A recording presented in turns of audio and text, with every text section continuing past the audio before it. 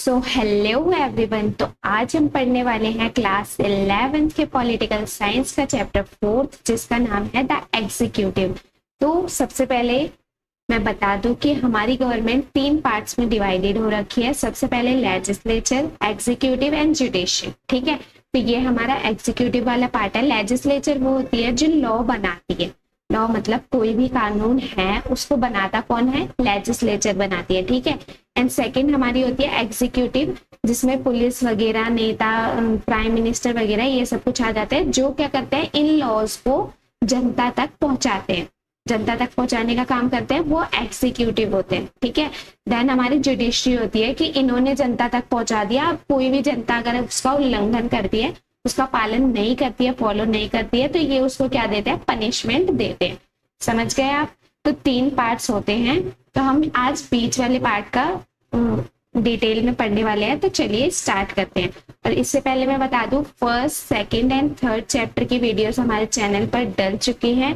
Please आप पहले उन्हें जाके देख लीजिए। और फोर्थ चैप्टर भी बहुत इंटरेस्टिंग है। तो चलिए स्टार्ट करते हैं। सबसे पहले what is the executive? Executive होता क्या है मैं बताती हूँ। The branch of government responsible for implementing laws and policies made by the legislature.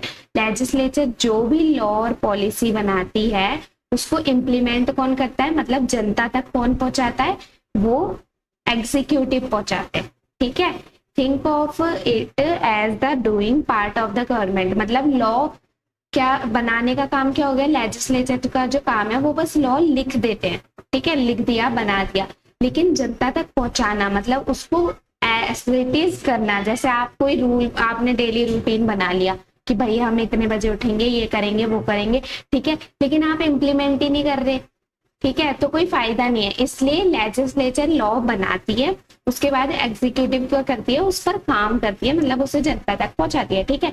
इसके 2 मेन पार्ट्स होते हैं। जो एग्जीक्यूटिव है वो 2 पार्ट्स में डिवाइडेड है। ठीक है, याद रखना 2 पार्ट्स में डिवाइडेड है एग्जीक्यूटिव। एक पॉलिटिकल एग्जीक्यूटिव होती है, एक परमानेंट एग्जीक्यूटिव होती है। ठीक है।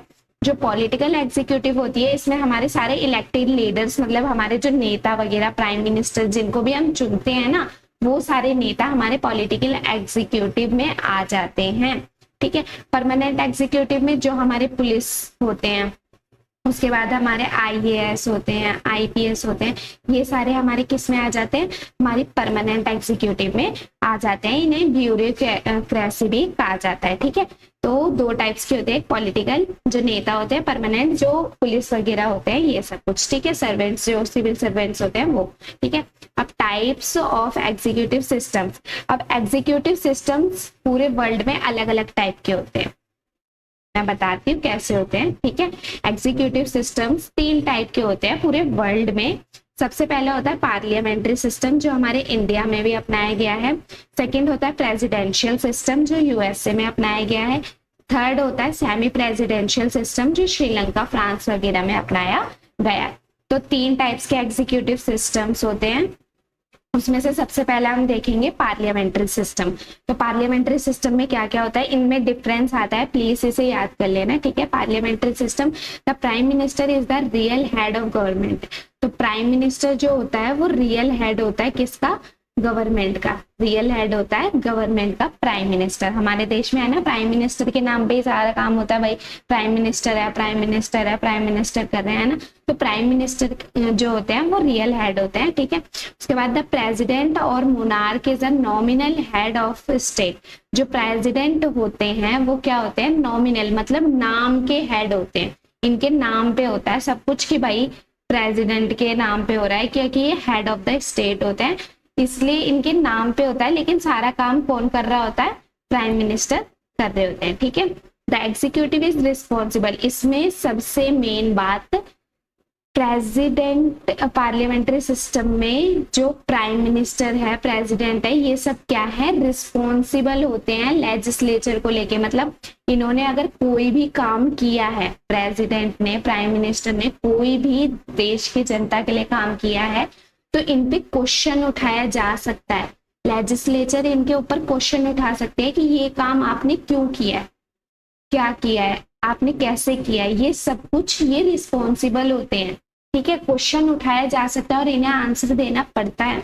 ठीक है, ये सबसे इंपॉर्टेंट बात है पार्लियामेंट्री सिस्टम की। ठीक है, देन हमारा प्रेसिडेंशियल सिस्टम, इसमें जो प्रेसिडेंट होता है वही हेड होता है स्टेट का भी और गवर्नमेंट का भी। याद रखना, यहाँ पे पार्लियामेंट्री सिस्टम में प्राइम मिनिस्टर गवर्नमेंट के हेड है और प्रेसिडेंट स्टेट के हेड है, और यहाँ पे प्रेसिडेंट ही स्टेट के भी हेड है और गवर्नमेंट के भी हेड है। ठीक है, the president is directly elected by the people. यहाँ पे क्या होता है, प्रेसिडेंट सीधा लोगों के द्वारा इलेक्ट किए जाते हैं, क्योंकि भाई सारा हेड उन्हीं के पास है, पूरे हेड वही है। तो क्या होता है, सारी पावर्स उन्हें दे रखी है, तो जनता चुनेगी भी तो उन्हें ही ना, है ना। तो यहाँ पे जो है पार्लियामेंट्री सिस्टम में प्रेसिडेंट को जनता नहीं चुनती है, इनडायरेक्ट में इलेक्शन होता है इनका।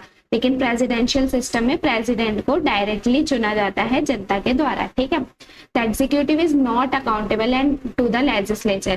तो यहाँ पे क्या होता है, इसमें रिस्पॉन्सिबल थी, इसमें रिस्पॉन्सिबल नहीं है, इसमें रिस्पॉन्सिबल नहीं है। किसी कुछ भी करे ये, किसी को इनको जवाब नहीं देना, ये चाहे कुछ भी कर दे। ठीक है, नेक्स्ट हमारा semi presidential system. Semi presidential system में क्या होता है, इन दोनों का मिक्स होता है, मतलब कुछ पावर प्रेसिडेंट को दी जाती है, कुछ पावर प्राइम मिनिस्टर को दी जाती है। ठीक है, has both a president and a prime minister and both have significant powers. मतलब कुछ पावर्स इनको दे दी, कुछ पावर्स इनको दे दी, ऐसे ही चलता रहता है, कुछ प्रेसिडेंट को कुछ पीएम को। ठीक है, तो आई होप आपको समझ आ गया होगा पार्लियामेंट्री सिस्टम, जिसमें head of the government prime minister होते हैं, president head of the state होते हैं, रिस्पॉन्सिबल होते हैं। प्रेसिडेंशियल सिस्टम में प्रेसिडेंट दोनों स्टेट और गवर्नमेंट के हेड होते हैं, प्रेसिडेंट डायरेक्टली इलेक्टेड होते हैं और अकाउंटेबल नहीं होते, मतलब रिस्पॉन्सिबल नहीं होते। ठीक है, सेमी प्रेसिडेंशियल में दोनों को थोड़ी थोड़ी पावर दी जाती है। चलिए आगे चलते हैं। Why India choose a parliamentary system.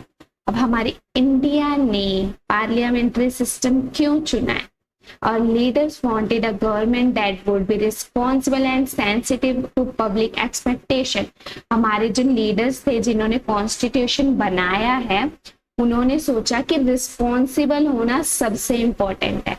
मतलब अगर कोई भी गवर्नमेंट का अधिकारी, चाहे वो पीएम है चाहे प्रेसिडेंट है, वो कुछ भी कर रहे हैं तो उसके लिए उनका जवाबदेह होना जरूरी है। मतलब कोई भी उनसे क्वेश्चन कर सके और उन्हें जवाब देना पड़े, तभी तो हमारी सच्ची डेमोक्रेसी होगी ना, कि हम लोकतंत्र है भाई। कुछ भी वो लोग कर रहे हैं तो ऐसे ही अपनी मर्जी से नहीं कर सकते, हम क्वेश्चन उठा सकते हैं। जैसे आज के टाइम पे बहुत सारे आंदोलन वगैरह होते हैं ना, वो इसी वजह से होते हैं क्योंकि हम उन पे क्वेश्चन उठा सकते हैं।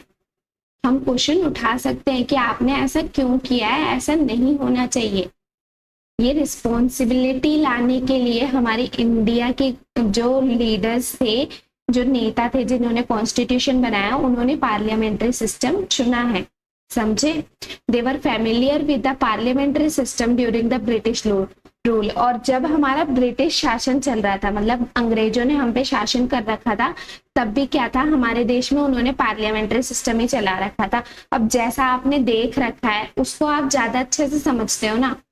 जैसे आपके घर में कोई अलग तरह का सिस्टम होता है, किसी और के घर में किसी अलग तरह का होता है, लेकिन आप तो सबसे ज्यादा अपने घर जैसे ही प्रेफर करोगे क्योंकि आपने वो चीज देख रखी है, परख रखी है, अच्छे से जान रखी है। तो हमारे ब्रिटिश रूल के टाइम पे भी क्या हो रहा था, हमारे देश में पार्लियामेंट्री सिस्टम चल रहा था, इसलिए हमारे देश ने वो समझ रखा था, उनके दिमाग में बैठ रखा था, इसलिए भी क्या कर रखा है, पार्लियामेंट्री सिस्टम चुन रखा है। They fear that a presidential system might lead to a personality cult and concentrate too much power in one person's hand. तो अगर हम प्रेसिडेंशियल सिस्टम लेते, प्रेसिडेंशियल सिस्टम में क्या था कि प्रेसिडेंट को ही सारी पावर दे दी गई और वो रिस्पॉन्सिबल भी नहीं है। अगर ये सिस्टम लेते तो क्या हो जाता, पर्सनैलिटी कल्ट हो जाता। मतलब भाई एक ही बंदे को सारी पावर दे दी गई है, वो कुछ भी करे, है ना। तो ये गलत लग रहा था हमारे देश के लीडर्स को। तो 3 कारण है। सबसे पहले कि रिस्पॉन्सिबल बनाना चाहते थे गवर्नमेंट को, उसके बाद ब्रिटिश रूल से हमने यही देखा है, और तीसरी चीज कि भाई एक ही बंदे के पास में सारी पावर्स नहीं देना चाहते थे, जो कि रिस्पॉन्सिबल भी नहीं है। ठीक है, चलिए नेक्स्ट पे, द प्रेसिडेंट ऑफ इंडिया। अब हम एक एक करके सबके बारे में पढ़ेंगे, द प्रेसिडेंट और फिर हमारे प्राइम मिनिस्टर, उसके बाद जो है। ठीक है, द प्रेसिडेंट ऑफ इंडिया क्या होते हैं, नॉमिनल हेड। नॉमिनल मतलब होता है नाम मात्र, नाम के हेड होते हैं जो। ठीक है, उनको हम नॉमिनल हेड कहते हैं। इनका रोल क्या होता है? इनका रोल होता है the formal head of state. ये क्या होते हैं? हेड ऑफ स्टेट होते हैं and the supreme commander of the armed force. मतलब जितनी भी हमारी आर्मी वगैरह होती है ना, उसके सुप्रीम कमांडर कौन होते हैं? हमारे प्रेसिडेंट जी होते हैं। ठीक है, तो इनके दो रोल होते हैं, हेड ऑफ द स्टेट होते हैं ये। ठीक है, उसके बाद supreme commander of the armed forces. ठीक है, इनका इलेक्शन कैसे होता है? Not elected directly by people. ये डायरेक्टली पीपल के द्वारा इलेक्टेड नहीं होते हैं। ठीक है, elected by members of parliament. जो पार्लियामेंट मतलब हमारी जो लेजिस्लेचर है उसके अंदर जो मेंबर्स होते हैं उनके द्वारा, और मेंबर्स ऑफ लेजिस्लेटिव असेंबली मतलब स्टेट में जो हमारी लेजिस्लेचर होती है, एक हमारी सेंट्रल लेजिस्लेचर होती है, एक हमारी स्टेट होती है। ठीक है, तो सेंटर वाले सारे मतलब लीडर्स मिलके जो लेजिस्लेचर में हैं, और स्टेट में जितने भी लेजिस्लेचर में वो हैं एमएलए वगैरह हैं, लीडर्स हैं, वो सारे मिलके क्या करते हैं? एक प्रेसिडेंट को चुनते हैं। आप बस दो चीज याद रखना, मेंबर्स ऑफ पार्लियामेंट और मेंबर्स ऑफ लेजिस्लेटिव असेंबली मिलके इलेक्ट करते हैं हमारे प्रेसिडेंट को। ठीक है, इनका टर्म क्या होता है? मतलब ये 5 साल के लिए अपने शासनकाल में आते हैं। मतलब एक बार चुन लिया तो वो इंसान जो है वो प्रेसिडेंट की पोस्ट पर 5 साल तक रहेगा। ठीक है, 5 साल बाद अगेन इलेक्शन होंगे और न्यू मेंबर या फिर वही मेंबर अगर फिर से इलेक्ट होता है तो वो प्रेसिडेंट की पोस्ट पर आएंगे। ठीक है, उसके बाद पावर्स। ठीक है, most ceremonial acts on the advice of the prime minister and the council of minister. इनकी पावर्स क्या होती है? समझ लो नाम मत के कुछ भी नहीं होती, समझ लो, क्योंकि ये सब कुछ क्या करते हैं? एडवाइस पे करते हैं। एडवाइस किसकी? काउंसिल ऑफ मिनिस्टर की। अब काउंसिल ऑफ मिनिस्टर क्या है आप बोलोगे, मैं बताती हूँ।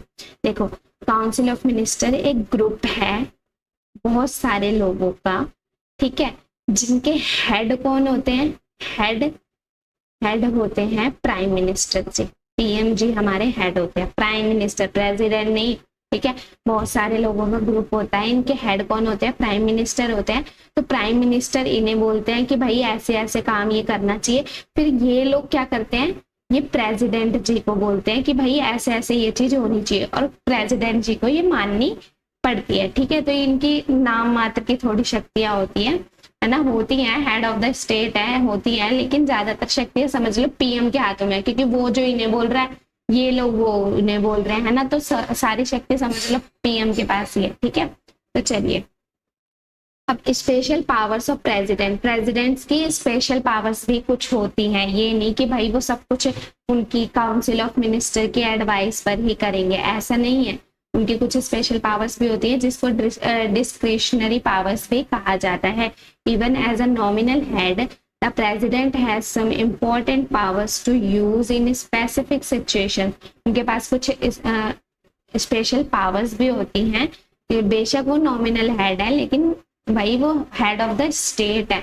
हेड ऑफ द स्टेट मतलब स्टेट के सबसे बड़े वो है ना, इसलिए उनको पास कुछ तो पावर होनी चाहिए। ठीक है, तो can ask the council of minister to reconsider a decision. अगर काउंसिल ऑफ मिनिस्टर ने कोई उनको बोला है, सलाह दी है कि भाई ऐसे नहीं, ये काम ऐसे होना चाहिए, प्रेसिडेंट को दी है सलाह, तो प्रेसिडेंट क्या कर सकते हैं? एक बार उन्हें बोल सकते हैं भाई एक बार फिर से देख लो, कहीं तुम गलत तो नहीं बोल रहे, देश के लिए कुछ इससे गलत तो नहीं हो जाएगा। अगर उन्हें गलत लगता है तो काउंसिल ऑफ मिनिस्टर को ऐसे बोल सकते हैं। ठीक है, कैन वीटो बिल, तो वो क्या कर सकते हैं? जैसे हमारा बिल बनता है, हमारा लॉ एक बनता है, तो वो कैसे बनता है?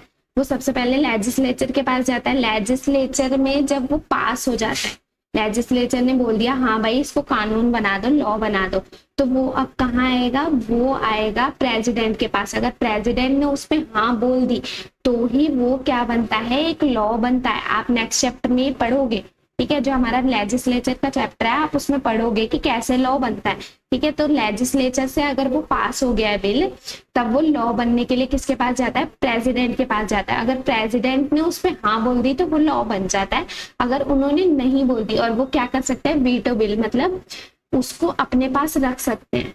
अब हमारे कॉन्स्टिट्यूशन ने ये नहीं बताया कि प्रेसिडेंट कब तक उसे रखें, कब उसका रिप्लाई दे, ये सब नहीं बोला।